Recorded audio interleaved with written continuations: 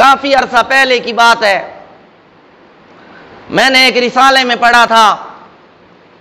کہ ایک چور اور ڈاکو کو جب سزائے موت سنائی گئی، جب اس کو پھانسی پہ لٹکایا جانے لگا تو اس نے کہا، جب اس سے آخری خواہش پوچھی گئی، کہنے لگا میری والدہ کو بلاؤ، میں اس کے کان میں کچھ کہنا چاہتا ہوں۔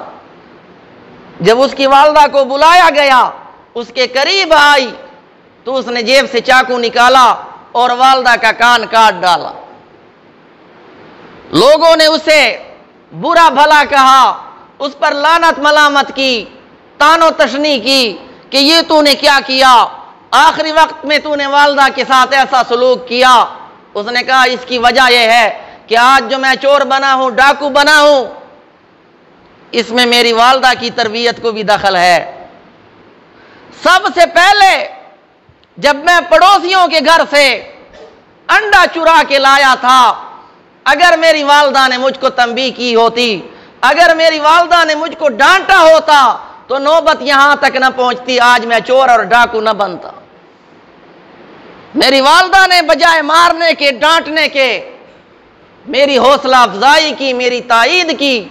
جس کی وجہ سے میرا یہ انجام ہوا۔